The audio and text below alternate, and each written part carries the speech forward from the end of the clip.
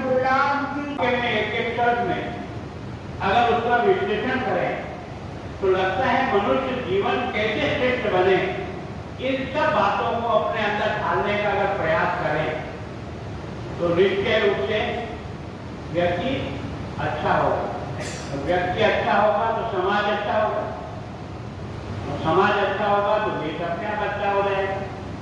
तो राष्ट्र की सेवा करने के लिए मैं सोचता हूं हमको ठीक होना पड़ेगा। और इसीलिए आचार्य तुलसी ने कहा, आपने देखा होगा ना, संयममय जीवन। इस गीत को अगर आपका बच्चा सोते सोते भी सुने और उसको गुनगुनाए तो उसके अंदर के तार हिलेंगे, उसको समझ में आएगा इस एक एक शब्द का अर्थ क्या है, तो उसके जीवन का निर्माण होता है। ये जो अभिमन्यु पैदा हुआ, इसने चक्रव्यूह को भेदना मां के गर्भ में सीख लिया। इसका मतलब बच्चों के संस्कार की रेखाएं गर्भ में आते ही शुरू हो जाती हैं। जो कुछ वो देखता है, सुनता है, समझता है, वो उसके अंदर अंकित होता है। फिर वो जब घुटनों के बल पर इधर उधर घूमता है, अपने को समझ में नहीं आता कि ये क्या हो रहा है, पर वो आपकी हर एक्टिविटीज को देख रहा है। परिवार में हम किस प्रकार से रहते हैं, किस प्रकार से बातचीत करते हैं, बड़ों बुजुर्ग। कृतज्ञता ज्ञापित करता हूँ आचार्य श्री महासमुद्र के प्रति, जिन्होंने अपनी विदुषी सातवीं स्थिति का प्रवास गुवाहाटी समाज को प्रदान किया, जिनका पावन सानिध्य हमें प्राप्त हो रहा है।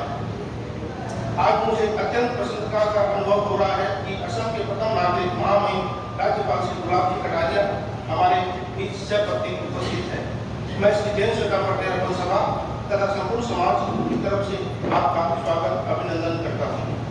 मैं इस महामहिम राज्यपाल महोदय के बारे में यहाँ तक जानता हूँ कि आप एक वरिष्ठ राजनेता होने के साथ साथ शिक्षा में कुशल प्रशासक एवं निस्वार्थ भाव से समाज सेवा में लगे हैं।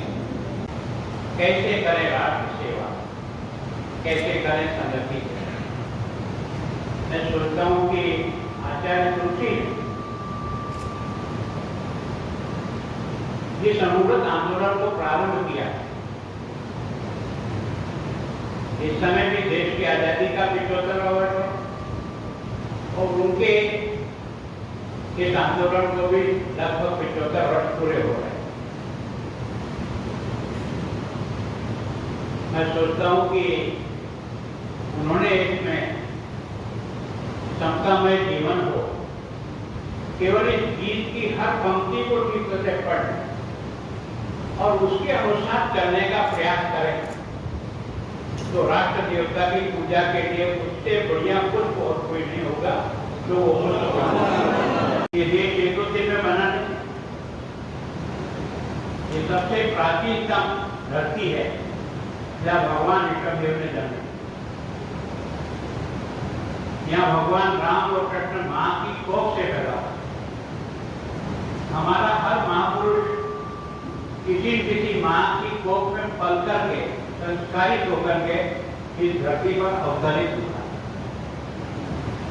और उन्होंने अपने जीवन से, अपनी साधना से, अपनी तपस्या से हमें और आपको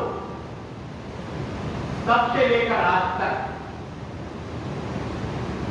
कुछ समझाने का प्रयत्न। ये राष्ट्र क्या है? ये केवल जमीन का टुकड़ा नहीं,